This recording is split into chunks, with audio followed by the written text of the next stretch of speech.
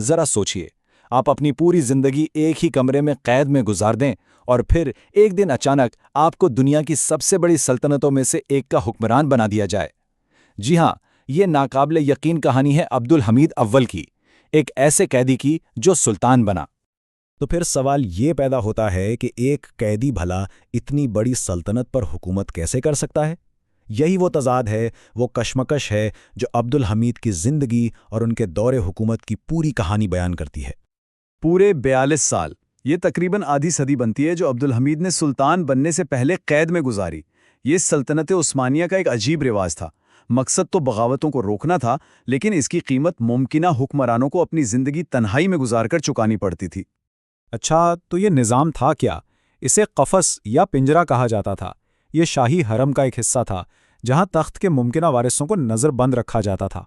عبد الحمید نے اپنی جوانی کا بڑا حصہ یہیں گزارا۔ ہاں، انہوں نے اپنی والدہ سے تاریخ اور خطاطی کی تعلیم ضرور حاصل کی، لیکن حکومت کیسے چلتی ہے، فوج کی قیادت کیسے کی جاتی ہے یا معیشت کو کیسے سنبھالا جاتا ہے، اس کا انہیں کوئی تجربہ نہیں تھا۔ وہ دنیا سے بالکل کٹے ہوئے تھے۔ اور پھر 21 جنوری 1774 کو ان کے بھائی کی موت ہوئی اور 49 سال کی عمر میں پنجرے کا دروازہ کھل گیا۔ عبد الحمید سیدھا قید سے نکل کر تخت پر پہنچے۔ یہ اتنی بڑی تبدیلی تھی کہ اس کا اثر ان کے ہر ایک فیصلے پر نظر آنا ہی تھا۔ لیکن جس سلطنت کی حکمرانی انہیں ملی وہ کوئی پھولوں کی سیج نہیں تھی، وہ تباہی کے دہانے پر کھڑی تھی۔ عبد الحمید کو ورثے میں ایک ایسی قوم ملی جو ہر طرف سے بحران میں گھری ہوئی تھی۔ یہاں آپ کو صورتحال کا صحیح اندازہ ہوگا۔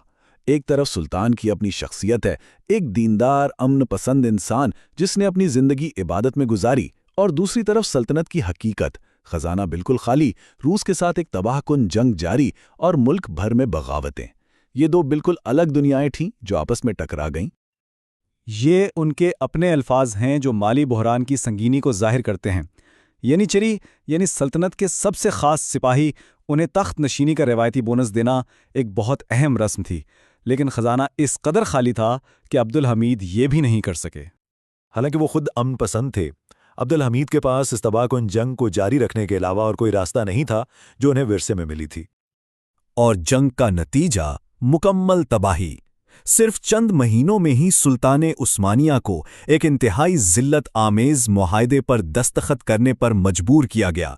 اس کا نام تھا معاہدہ کچک کناری۔ یہ دن ان کے دور حکومت کا شاید سب سے سیاہ دل تھا اور سلطنت کے وقار پر ایک گہرا زخم۔ اس معاہدے کی شرطیں واقعی تباہ کن تھیں۔ کریمیا جو ایک اہم مسلم علاقہ تھا وہ ہاتھ سے نکل کر روس کے کنٹرول میں چلا گیا۔ اس سے بھی برا یہ ہوا کہ روس کو سلطنت کے اندر آرتھوڈاکس عیسائیوں کا محافظ بننے کا حق مل گیا، جس نے انہیں عثمانی معاملات میں مداخلت کا ایک مستقل بہانہ دے دیا۔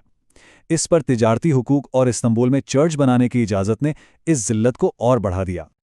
تو سیاسی میدان میں تو ناکامی ہی ناکامی تھی، لیکن آئیے اب ذرا سلطان کے ذاتی کردار اور ان کی سلطنت کو سدھارنے کی کوششوں پر بھی نظر ڈالتے ہیں۔ اور یہیں ہمیں ایک اور حیران کن بات نظر آتی ہے۔ ایک طرف ریاست جنگ ہار رہی تھی تو دوسری طرف سلطان عوام کا دل جیت رہے تھے۔ ان کی گہری مذہبی عقیدت اور سادگی کی وجہ سے لوگ انہیں ولی یعنی مقدس انسان کہنے لگے تھے۔ اور یہ مت سمجھیں کہ وہ بس ہاتھ پر ہاتھ دھرے بیٹھے رہے۔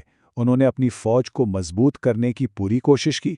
جیسا کہ آپ دیکھ سکتے ہیں، انہوں نے ینیچری کور میں اصلاحات لانے کی کوشش کی، بحریہ کو نئے سرے سے منظم کیا، ایک جدید توپ خانہ بنایا اور یہاں تک کہ ایک نیول انجینئرنگ سکول بھی قائم کیا۔ یہ سب ایک ایسے شخص کے اقدامات تھے جو اپنی سلطنت کو بچانے کے لیے پرعزم تھا۔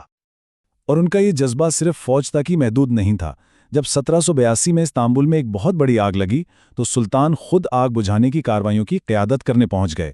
اس ایک عمل نے انہیں عوام کی نظر میں ایک مہربان اور ہمدرد رہنما بنا دیا۔ ان کی یہ میراث آج بھی استنبول کی گلیوں میں زندہ ہے۔ مساجد، فوارے اور لنگر خانے جیسے عوامی منصوبے ان کی دینداری اور عوام کی خدمت کے جذبے کا ثبوت ہیں۔ ان کاموں نے ایک نیک حکمران کے طور پر ان کی پہچان کو اور بھی پکا کر دیا۔ لیکن اب کہانی واپس اسی مسئلے پر آتی ہے جس نے ان کے پورے دور حکومت پر اپنا سایہ ڈالے رکھا، یعنی روس کے ساتھ جنگ۔